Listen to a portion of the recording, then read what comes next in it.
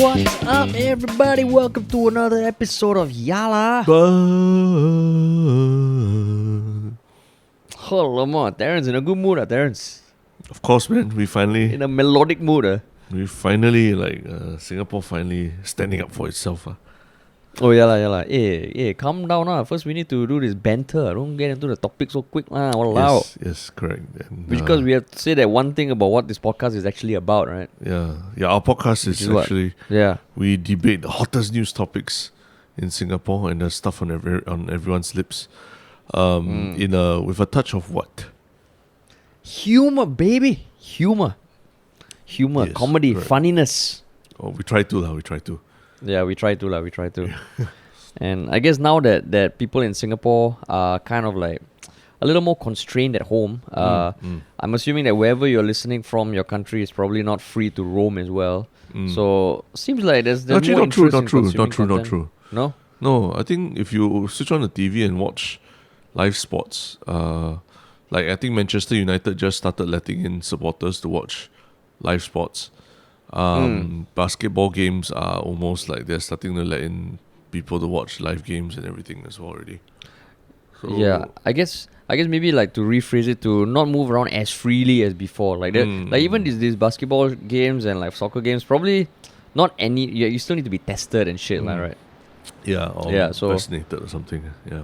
Yeah, but our dear Singaporeans who are mostly at home, hopefully, and hopefully listening to this podcast. Yeah, and because it is relevant because our first topic it touches at the heart of the situation in Singapore. lah. Yeah, but speaking of touching your hearts, can you do that weekly plug that we have? Oh, yes. If this podcast has touched your heart or touched your mind or touched your face or any other part of you, and it felt good, it'd be good if you could share the podcast with at least one other person. Yeah. Because our wonderful community on Reddit and Spotify followers continues to grow, and we are so fucking appreciative. Yeah. But we just wanted to keep going, lah.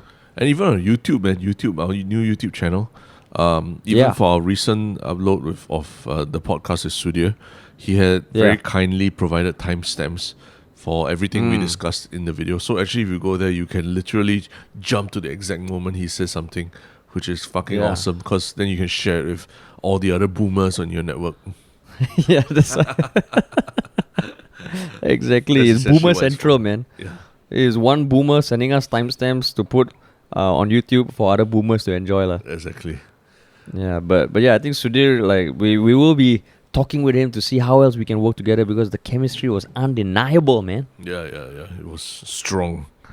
It was strong. But I tell you, like Terrence, like just one thing, you I think I've unlocked your affinity for Indians. Singaporeans and Indians all get along damn well, as evidenced by our first topic of the day. Yeah, that's why. Wow, nice segue and nice brush off of my racial joke. Exactly. So then why don't you introduce the first topic? It is about the third wave of coronavirus hitting India, dubbed the Singapore variant. Yeah. So just over, I think a day or two ago, the Chief Minister of Delhi, who apparently is not in the main ruling party, he's part of opposition or something. He came out saying that people have to be very careful of a Singapore variant of the coronavirus, which, if it hits India, would mean a lot of deaths for young children and other vulnerable. I think specifically young children, like he said, and he called for Modi to ban flights from Singapore. Which, given the discussion that we're all having about banning flights from India and everything, it's kind of ironic, lah. And, so that's the triggering thing that happened. But what subsequently happened after that? So that article came out on May 18th, right? And on May 19th, Mr Vivian B, stood up for fucking Singaporeans and tweeted back, politicians should stick to facts. And then he left a link to a nature.com article that kind of clarified that the variant that the Chief Minister of Delhi spoke of actually is the same. Is the same one that came from India, lah. Yeah. Yeah. So Vivian B, man. He's our Minister of Foreign Affairs, right? Yes. Correct. Amongst other things. So, And like- yeah, so it is. I mean, in this kind of situation, it would be for the MFA to respond, right? Yes, it would be. And I mean, the MFA responded. The MOH also, I believe. MOH have been replying in response to media queries. Yeah. So basically, there's one guy, and I mean, one thing to clarify is that, Arvind Kejriwal, he's the Chief Minister of Delhi. It feels like there's some politics at play also, because thankfully, even people from India and Indian, notable people from India on Twitter also clarified that, this is the same variant. What are you talking about? Yeah.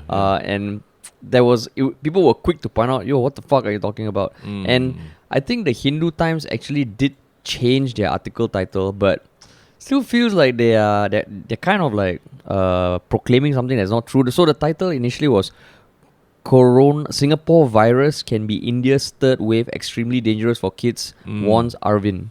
Then it got updated to coronavirus found in Singapore can be India's third wave, extremely dangerous for kids, warns Arvind. To me, I'm like, what the fuck is the difference? Yeah. But actually, just rewinding a little bit, like, I mean, this is just he's not even the prime minister or anything. He's a chief minister of a city, I don't think what he says definitely represents the whole India. But why do you think this is such a big thing that the MHA and the minister had to step out and immediately address it, Because I also see some people saying, just ignore, they're just playing politics and stuff like that. But why do you think it's not so easily dismissed, this thing? I think because one of the biggest things about Singapore over COVID is kind of establishing ourselves as like managing COVID. We had some big hiccups along the way. But I mean, even as recent as a few weeks, there were articles that kind of talked about Singapore as the gold standard for COVID management. So anything that kind of pokes a hole in that, right? I think, our officials should like lay the smack down and fucking point out that if there's no ounce of truth at all, it should be clarified. But I think also beyond the international reputation, it also comes down to the fact that we've been, at least the government has been trying very hard to maintain that this variant coming in from India is a global thing. It's not just about India and everything. And I think there's been a lot of efforts to try and make sure that we don't specifically become xenophobic or towards Indians or people from India or anything like that, right? Exactly. So this kind of like almost like flips the whole thing on its head, where India now is saying that Singapore is the one bringing the virus over. And like, it kind of negates everything. It kind of, I don't know, I don't even know what it really does. It kind of just like makes everything that the Singapore government is doing look really stupid. It looks like we are being heralded as the bad people. Yeah, you know what it reminded me of is like I have some, I don't know whether it's an Indian uncle or Indian auntie thing, but I have some Indian aunties, right? Like no matter what happens around, right? If I'm in the presence, if some shit goes wrong, it's my fault. Like literally, there was one auntie last time. I was in my room or someone's room, and something fell from the cupboard, and she was sitting on the bed, and it dropped and it cracked, and then her first thought was like, Harish, why didn't you catch it? So when I read this, I was like, oh my god, all these memories coming back. Are you sure you're talking about a distant memory, or are you talking about your girlfriend, living with your girlfriend? Hey, don't fucking stir shit, okay? I would never refer to my girlfriend as an Indian auntie. She will become an Indian auntie in about 20-30 years, but for now she's not. I say, wow, you're so animated when talking about it. I'm like, later you're going to tell me after the podcast, actually I was talking about my girlfriend. Just kidding. I have to delete any Insta stories I took about the broken vase. Yeah, exactly. Funny. No, it was my auntie. Okay, it's my auntie. Okay. Long, like 10 years ago. But yeah, and also one thing to highlight is that this guy Arvind, I'll just call him Arvind because I'm not so sure how to pronounce his last name. Sure. And don't be like, hey, I thought all Indians know how to pronounce all Indian last names because you watch like Indian Wedding and all this shit. Indian matchmaking. So he's a member of the Aam Aadmi Party, which is different from Modi's party, the BJP. So and I mean, I think like if you dig down, like there's looking at the state that India is in, which is fucking horrible, and Delhi being one of the denser cities, it is like it could be the hotbed lah. So if you think about politically, if he can find a scapegoat, it actually it can take some heat off him lah, because he can be like, yo, we were containing it, but the Singapore variant came in and fucked everything up. Exactly. So the I mean, yeah, it's a lot of politics involved, but I think it doesn't help things. It doesn't help things domestically in Singapore. The way people talk about, the way people are thinking about flights from India and everything. I mean, like it's literally a topic that we were debating the last round, right? And and I think what's interesting also that even I think the MFA response, right? They don't even bother using the euphemism South Asian anymore. I think previously there was a lot of reference to it as a South Asian strain or South Asian variant. They didn't want to single out India, but now they just straight out just say it's India already. Yeah, exactly. It's like, fuck, the gloves are off already. Fuck it, you know. Yeah, that's right. Exactly. And I mean, I think on 11th May, Vivian Balakrishnan himself posted on 1st May that he had on his Facebook, he had a good phone call this afternoon with his good friend, Indian Minister of External Affairs, Dr. S. Jaishankar, and they were talking about the strong relations and how when India was developing the vaccine, the vaccines were coming to Singapore, but when India was reaching like the tipping point, Singapore did provide some sort of logistical support. Oxygen. Oxygen. There've been articles about how it's a very good bilateral relationship and all that. Then this guy comes on, and I mean, then when I found out that okay, he's not part of Modi's administration, and he's a different party, because I think Delhi kind of has their own elections and own chief minister, so it's almost like it's still part of India, but it feels like it has its own jurisdiction to a certain extent. Like then this guy come and post this, then I'm like, wow, fuck, and he's not a dumbass. He's a mechanical engineering graduate from IIT, smart guy. So it just felt like wow. And I mean, kudos to Vivian B lah. I know we have spoken up against him or some of the things he does, but when he tweeted a response, right, I was like, wow, not bad. Yeah, not bad. I think this warranted a strong response, and this one is where it's not about the internal politics of the country anymore. It's your country's reputation is on the line. Whether you're a Workers' Party supporter or PAP supporter, you need to make sure that your minister or whoever's in charge stands strongly against something like that lah. Because we're trying to get our tourism and all that back, and aviation sector back to its feet as well, right? So any kind of like vaguely disruptive news about new COVID strains and stuff like that is going to set us back like another few months or something. Yeah, and I mean, it's not just for Singapore. I guess now looking at the variant that has become like has originated in India or was first detected in India, I think it strikes a fear in a lot of countries worldwide. And anytime there's this new discovery of a new variant that is apparently more contagious, it's like, what the fuck is going on? So it's just irresponsible as a leader of the country. And MFA did meet the Indian High Commissioner in Singapore to express concerns over the minister's claims. I just wonder what the hell the meeting was like. Probably Vivian B was there. He had his Vivian B post with his fingers outstretched, the hype beast. And you're like, dude, well, like, what the fuck is up with Arvind, man? Yeah, I mean, I've never dealt in. I've never been a diplomat or anything like that before. But when you watch a lot of these shows like The Queen and West Wing and all this kind of thing, you can sort of like, you can sort of imagine somewhat lah. They probably have to. It's almost like an invitation for passive aggression. A lot of passive aggression. Probably an invitation, which is actually being summoned to the office of the minister, and then the minister will be sitting there, and then they will like grill you and like, so what is this about? And like, our relations are and blah blah, and then they'll probably bring out a lot of things to sort of just very sternly warn you that don't do anything like this lah, and there are more steps that can be taken if it's not corrected and all lah. So it's like last time in school, the discipline master lah, the will Telani Harish please report to the discipline master's office. Yeah. Oh, that one also brought back a lot of memories. But the one straight away, you should run the toilet and put soap already. Right? You don't know the tricks. Put soap. Put soap in the hands. All soap? When you kena cane with, For and then what? there's soap on the skin, it's less painful. Huh? Yeah. You didn't know that trick? What kind of life hack is that? Last time don't have internet, you don't know all these hacks. No. I just kena feather duster. Feather duster lah. Oh yeah, then the feathers will soap? stick. No, if you put soap on your soap? skin, if you like, cause you're gonna cane your hands, right? You put a little bit of soap and everything. Supposedly, it doesn't feel as painful, lah. Supposedly. So you never tried it? I did. I mean, but I never did a side by side test or anything, lah. You know. What the fuck? So then are you supposed to spread it out, or you just leave the blob just, like? Yeah, just leave it lah. Then your hands will be very like a bit greasy like that lah. You know. But won't it burn more once if it cuts it open, then the soap? No. But it doesn't cut it open, right? They don't cane you until you bleed. Not usually lah.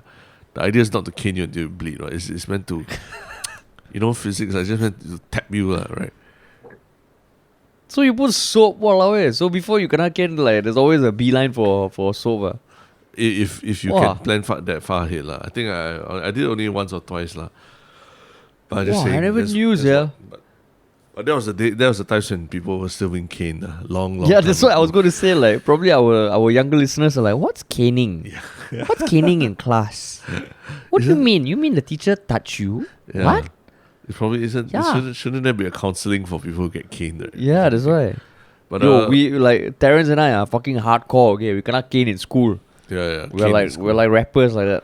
Yeah, cane in school, then you go and pull see ears. a dentist without warning, that kind of thing. A lot of I trauma. still remember this one punishment that my primary school teacher gave me and my friend, which was the most brilliant punishment I've ever received. She, instead of making me pull my ears and my friend pull his ears, she made me pull his ears and him pull my ear. Yeah. So it started off very diplomatic, we were just holding on to each other's ear. Then I think maybe he tugged a bit, then I tugged. Then by the end we were fucking trying to rip our ears off, and we did it in front of the class. So to that teacher, right, you're a fucking genius, man. Yeah. No, my bad. Genius. I think the one I remember was that our class was just very noisy when we arrived for PE lesson. And the PE teacher said, okay, everyone, you all just hold your hands up vertically and just walk around the block. And I tell you, she made us do it like 3 or 4 times. By the end of it, all of us were dying already. We were just quiet, like nothing like that. Like vertical. Vertically. Yeah, vertically. And so she didn't even need to cane or inflict any pain on anyone. Just make you hold your hands up and you walk, and that's it already. And it's probably one of those things that you as a student, you're like, what? That's it? Yeah, that's it. So easy. I got this. Fuck lah, just talk lah, continue lah, don't care lah, laugh. By the third round, you're like, fuck it already. Oh my god. But we sidetrack. But I mean, what else do you think? Speaking of punishments, do you think this will lead to anything further than this rebuke from Vivian Bala?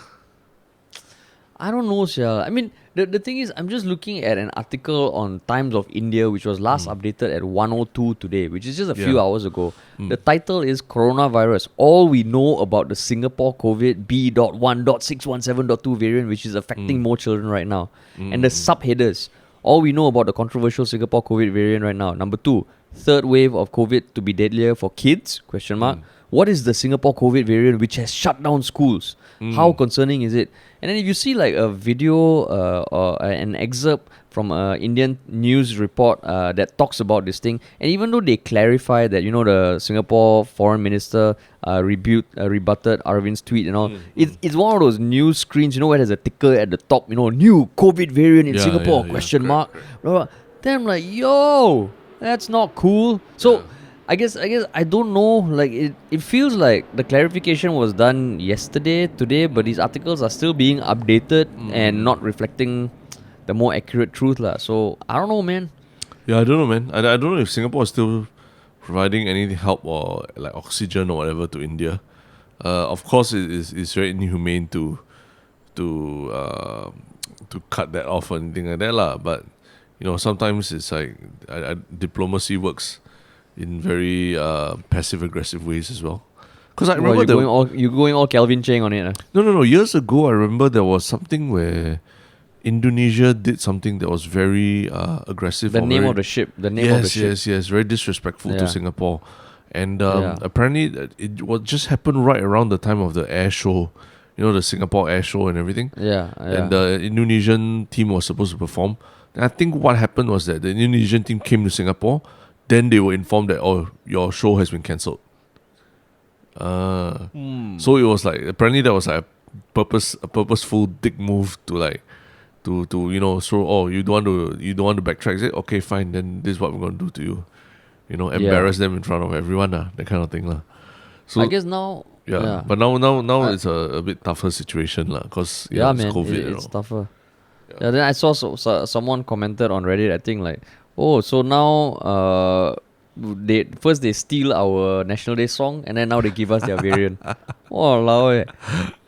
The other really funny thing I saw on Reddit was that the plot twist is that maybe this Delhi Chief Minister Arvind, maybe he's got family in Singapore, and to protect his family in Singapore, he's trying to piss Singapore off such that Singapore will really stop flights from India, lah.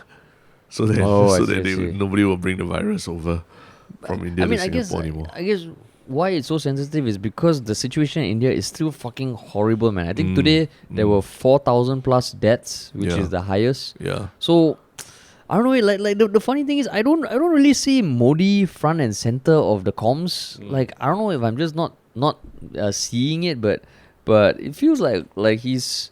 I don't know, man. Like the whole situation in India, it's so fucking big, and it feels like everyone is just scrambling, lah. Yeah, everyone is scrambling. His rating is falling naturally, but holy shit, man.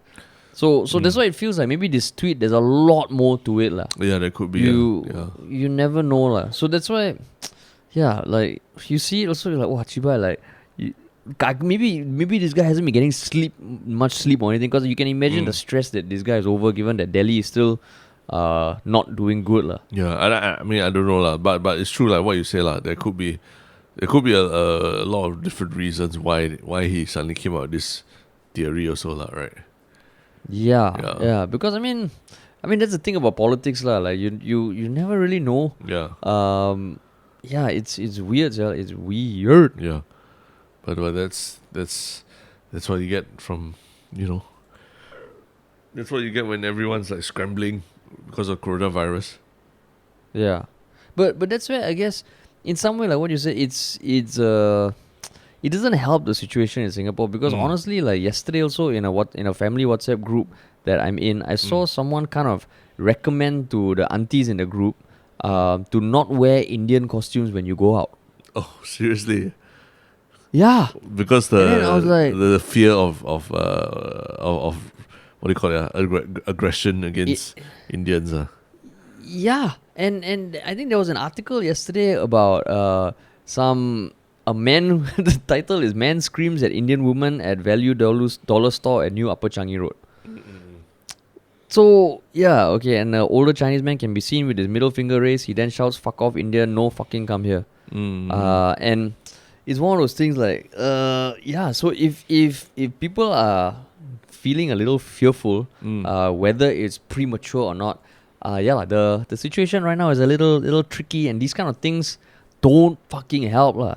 Yeah. I mean, but if anything, this is sort of like a very good excuse for Singapore to suddenly just say we're going to shut our borders to India, right? I mean, right now, long-term visit pass and like non-Singapore citizens who have travel history within the past 14 days to India are not allowed, I believe. Yeah. I believe. Yeah, I think it's been amended already, recently. Yeah. So, but I mean, I think what everyone is complaining about is it should have been done earlier, because it's now already in the community already, lah. Yeah, sure. Yeah. I mean, and like just there's I wouldn't say anti-Indian sentiment, but it's slowly, like, I don't know, getting a little more concerning. So for those of you listening, if you want an example of how a Chinese and an Indian can get along, why not refer them to our podcast, man? No, or if you have one Indian friend, send them a WhatsApp message saying, don't worry, I'm looking out for you. Any problem, come and find me for help or whatever. That kind of message, is fucking, what? Any problem, come and find me. You cannot beaten up. You're like, hey bro, can help. Sorry bro, I need to stay at home. No, that was horrible advice. Don't listen to that. I just send a message. Send a message. No, fucking, message. What, thoughts and prayers, is it? Thoughts and prayers. Fucking hell. Oh, I was really trying to make an effort, and you come and just fuck everything up. No, because what I'm hearing is that you're getting all these warnings over WhatsApp, so it must feel very negative every time you open WhatsApp. So I'm just saying, spread some positivity through WhatsApp also lah. Okay lah, okay, then you say like that lah. Then you say like that. Not so then you leave it open for people to decide how to share positivity. Not like one of those messages, hey bro, good talking, catch up soon, catch up soon. Catch up soon, bro. When Singapore opens up again, we catch up. And then it will never happen. Then when Singapore opens and then the other person like pings you, you'll be like, shit, sorry lah, just getting used to this, yeah. I mean, I speak like this, I'm also guilty of doing this. Like, I'm not totally innocent to those of my friends who are listening. Yeah, correct. But yeah, man. Tough times when... Tough times. Especially when you end up being the one being blamed, you end up being the butt of all jokes also lah, right? The Segway King is back. Yeah. Speaking of butts, Speaking of butts, man. Yeah. Speaking of butts. What is this? Would what you like is to this do? goofy topic?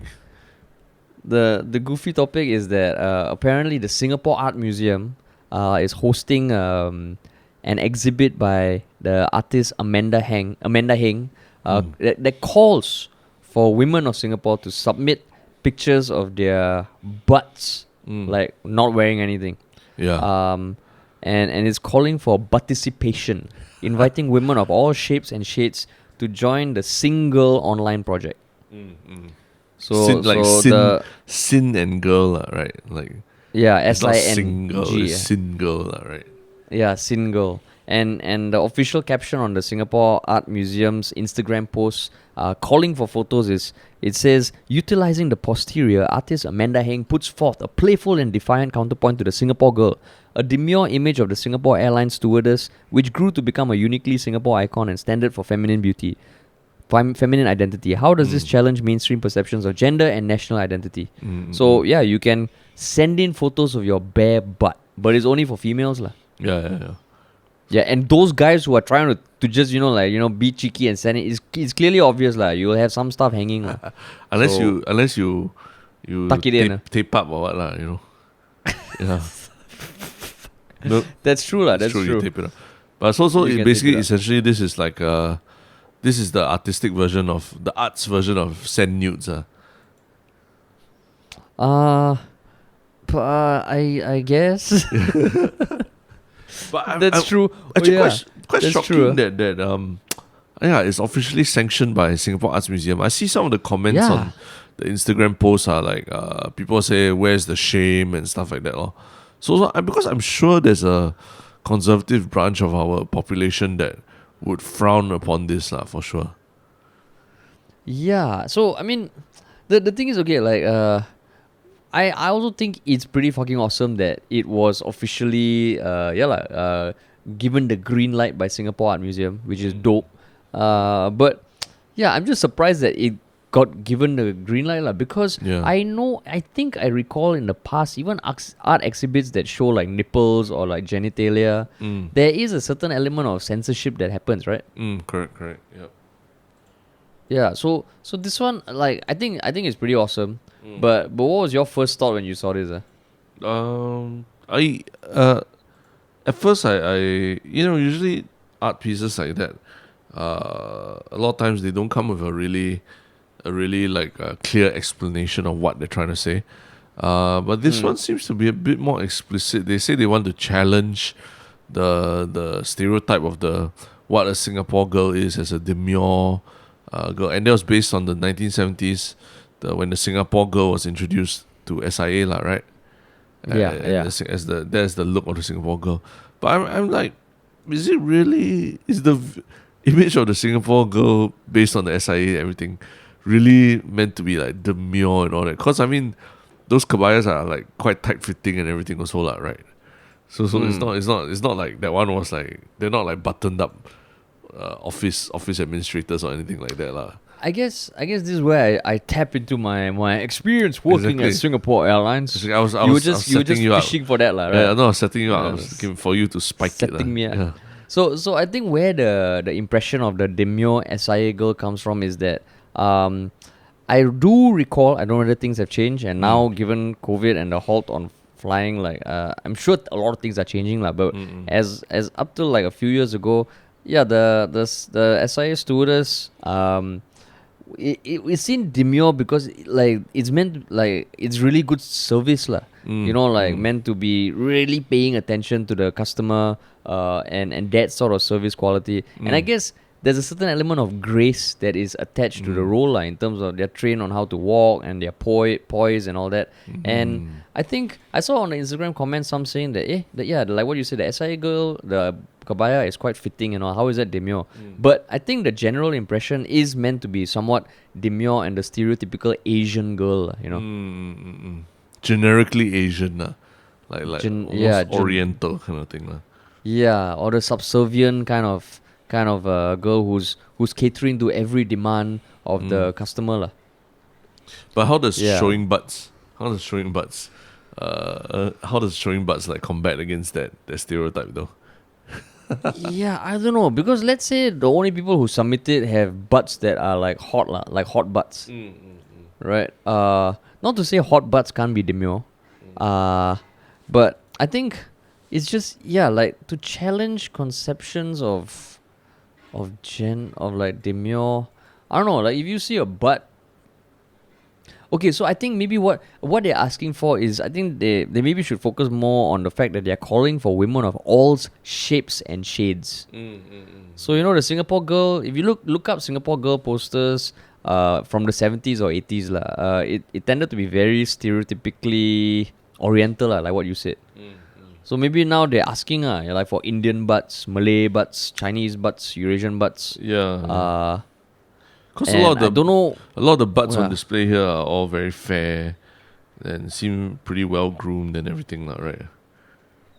Yeah, that's true. And I know someone did comment that in the matrix of 12 butts that's in the Instagram post, there aren't any like outwardly dark skinned butts lah.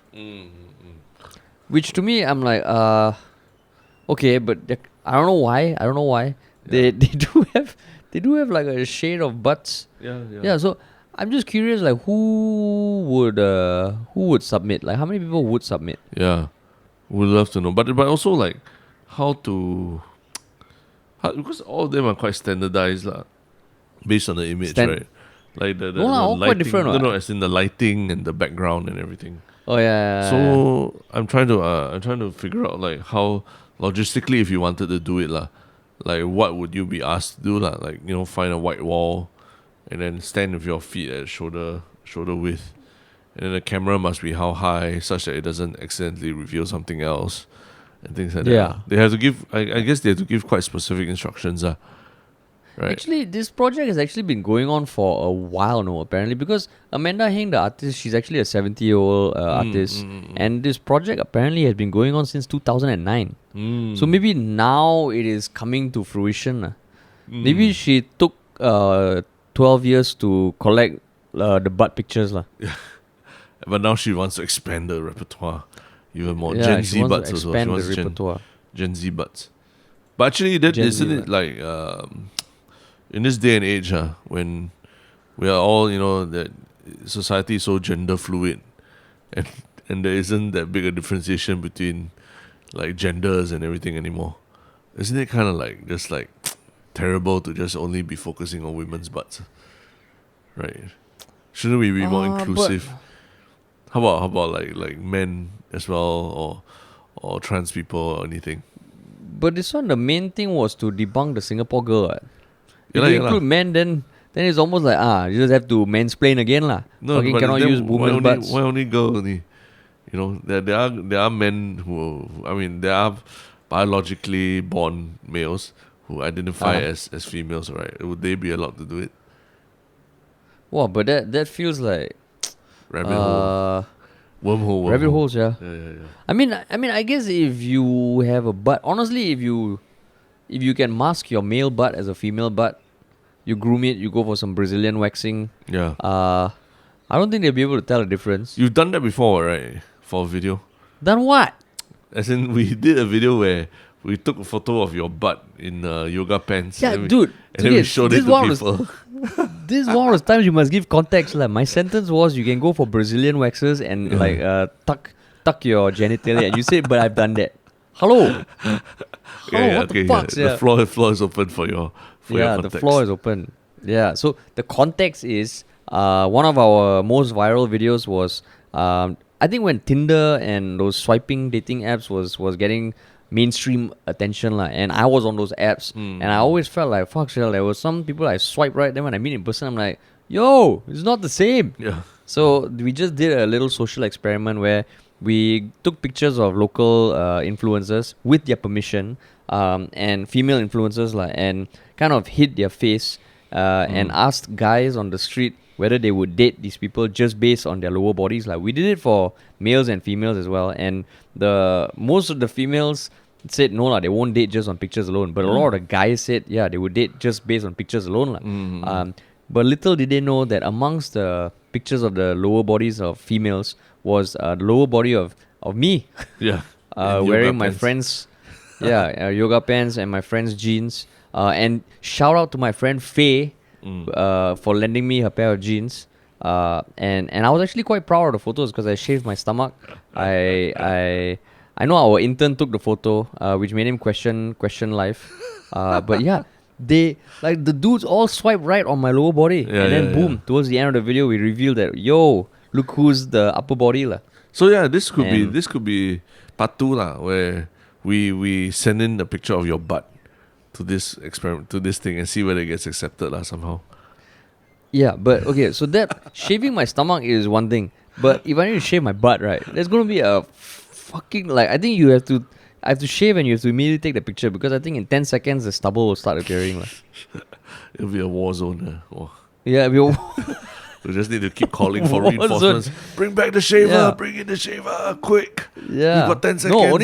No, only 2 people allowed, so it'll be you lah. Oh yeah, true. You have to shave, take photo. Shave, take photo. You're like, fuck, shit, man. Then you need to come up with a contraption that has 10 Gillette shavers attached to one thing lah. Yeah, or you just wax my ass lah. Wow, there's a whole other video by itself. Waxing an ass. Yes, yeah. But wow, but crazy. So what do you think of this this call for nudes? Do you think it'll be a successful call? I think actually it would. I think it actually would. Oh, you don't think it'll be shut down before it actually happens? No way. I mean, I hope it doesn't get shut down. Because it's just one of those things that makes you go huh? And to me, any kind of art that evokes something and doesn't harm people, I'm like, yo, power to you, man. Yeah, my only fear is that somehow, I don't know how they're doing it in terms of receiving the pictures and all that, whether it's over email or something or encrypted or whatever. But somehow, if there's a hack or a leak or something like that of the emails, and then the butts can be traced to the person So that to me, that's where it's a bit more dangerous because it's easy to just forward an email right, as opposed to if you actually physically had to hand over a hard drive or something like that. I think there's a wiki click or something, like a page to upload the pictures of your butt, but I can't find it. Oh, I see. I can't find it. So what happened to it? So who knows? Okay, wait. Let me see. The website unnatural blah blah blah blah blah blah blah blah blah blah. Hey, don't have it.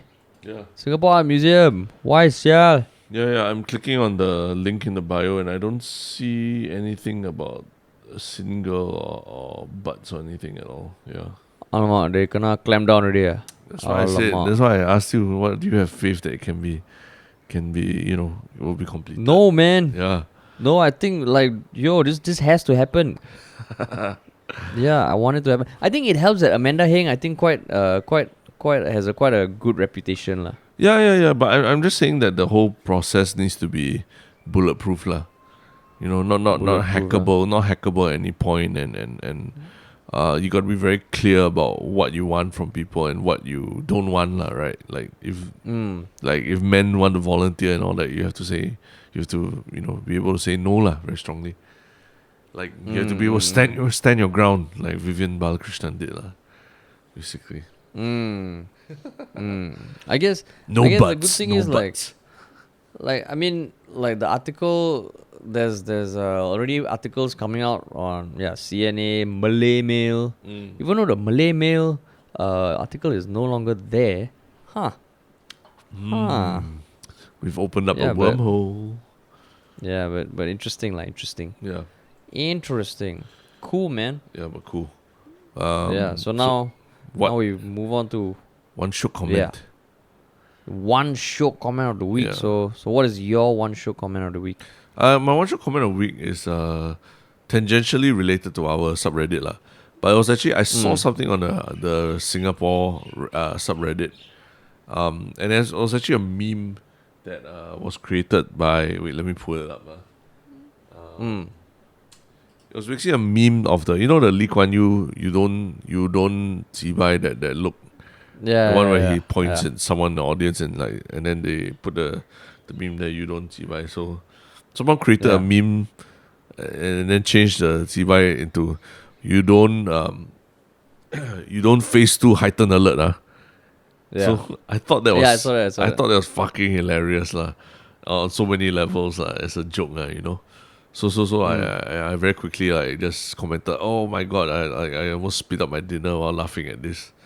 Then subsequently the person was like, oh my god, is this Terence from Yalabat? I love that podcast. And I Oh was like, shit! oh So shit, wait, cool. so the creator of that meme posted it on what, his or her account, is it? Yeah, posted using his or her account on the Singapore subreddit lah, basically. And I see. No, I'm not saying so awesome people recognize me or that. But what I'm saying is that it's cool that people who are doing funny shit also listen to our podcast and all .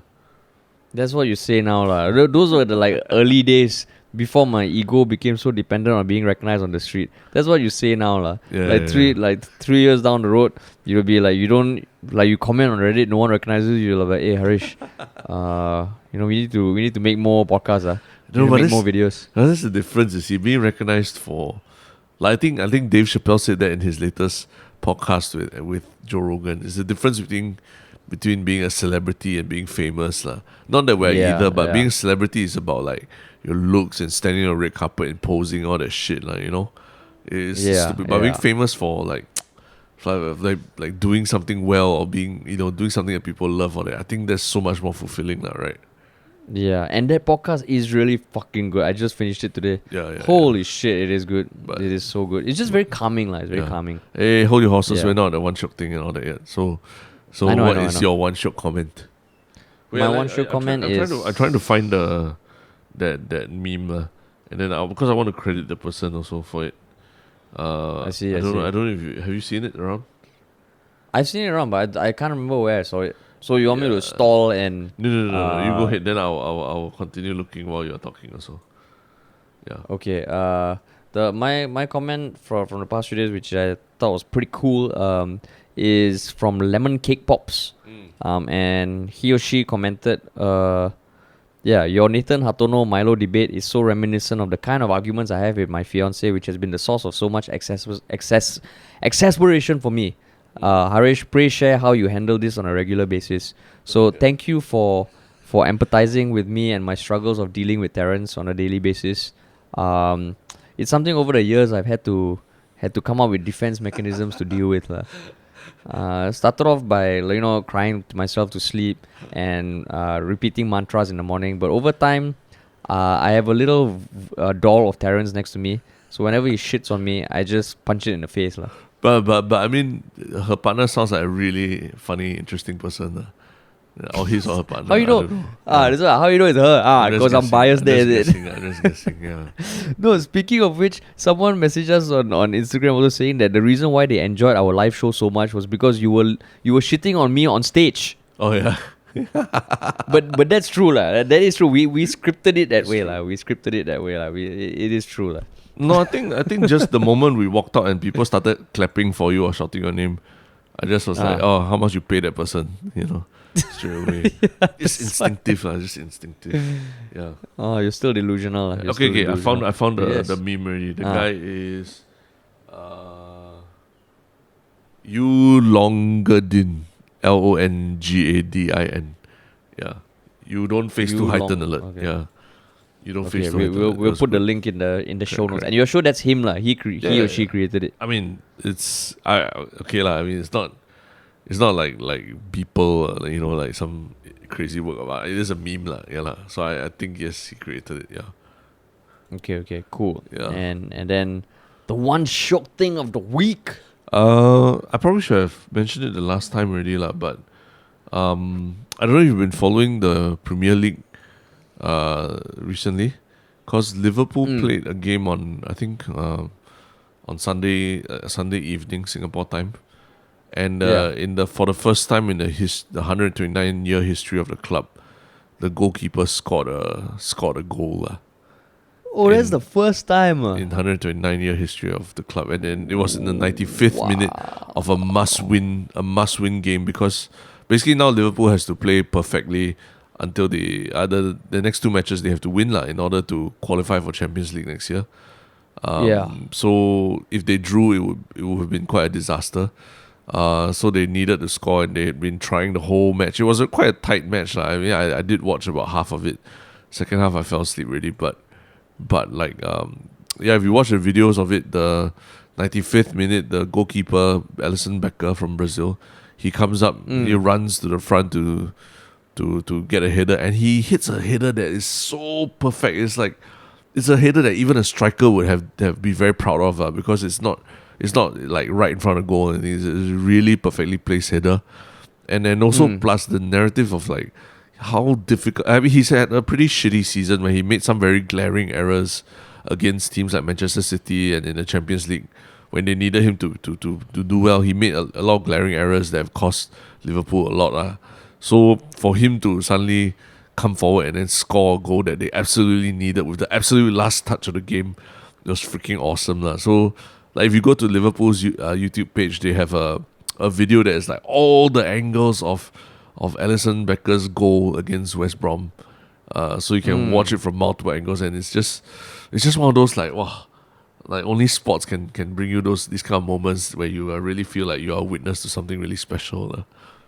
Yeah, and I mean, he did dedicate the goal to his dad who passed away this February, right? Yeah, that's right. Yeah, so and not because of COVID, it was because of, I think he drowned or something, but oh shit. Yeah, he's had a rough few months, man. Yeah, and I mean, I literally have watched him like make really big fuck ups as a goalkeeper in quite a number of games. So he's been with Liverpool for a while, right? Yeah, and he was fantastic, like, in those years when they won the Champions League and all that. But I remember there's one time I came up to you, I was like, I don't understand why goalkeepers these days like to have to keep playing the ball up, like short to defenders and all that, right? There's a lot of times it's because I was watching Liverpool's keepers do that, and then make mistakes and then concede goals. And it's also like for him to score these goals, pretty fucking crazy. And it just makes the end of the season more exciting also. Wow, that's cool. Cool. So what is your one shock thing? My one shock thing is, you know Wayne Brady, right? Of Whose Line Is It Anyway fame. I mean, the black comedian who can sing fucking. He's like improv king, right? Yeah. He's I think he's kind of built a career on improv. He had a TV show about song lyrics, like a game show kind of thing. Yep. So he recently collaborated with someone I have mentioned a few times the past year, Mr. Marc Rebier. Yeah. And Marc Rebier, for those of you who may not have heard me talk about him before, he was kind of like, he blew up during the pandemic. He's one of those people who makes loops on his audio machine, and then he sings over it, and he sings over like the most ridiculous stuff like quarantine fucking and all that. But his voice is amazing. He's so fun to watch. He was doing live streams over the course of last year, and he blew up. And his most recent collab is with Wayne Brady, and they're sitting together in a room. And there's one camera on Marc Rebier, there's one camera on Wayne Brady. And honestly, the last 20 minutes, one of the songs, I teared up listening to it, because it is the epitome of these creative geniuses coming together in a space and time and creating something out of nothing. And you literally watch it happen. because Mark Rebier would lay down a beat and then a bass track and then this, and it's just with the keyboard, and when he fucks up he will remove the layer, and then Wayne Brady will be behind like, ooh, that's nice boy, blah blah. Then it's just fucking it's magical. I fucking love it. So you teared up at what point? I love it. The last part when they did that song is just they during the 1 hour stream they did like a rap about Teenage Mutant Ninja Turtles from fan submissions and all, because they live streamed it, so from the comments and all they react to that. But the last part, the finale, they just did something that was, it was just so, I don't know, man. There was something about it that hit me inside, man. I still don't know, and I watched it twice already and I did it both times. Wow. So Yeah. So it's like it just triggers it, huh? Yeah, it just triggers, because I think, like, you know, like when you see people who are really good at what they do, it's great. You know, like I think I mentioned Mark Rebier's streams, but when you see two people who are really good at what they do, there's so much mutual respect, and then they do it together and create something that neither of them could have created on their own, right? Ooh, my god. Powerful. It's So where amazing. can I see this on YouTube? Yeah, on YouTube. He just uploaded it a few days ago. I see. The link will be in the show notes. Cool. Nice. Yeah, the whole stream is great, but that last 10 minutes, I think the finale, ooh, Yeah. amazing. Wow. Amazing. Yeah. Okay, man. That's powerful. All right, cool. That's a great way to end the podcast. Yes. All right, so this is the end, and talk to y'all soon.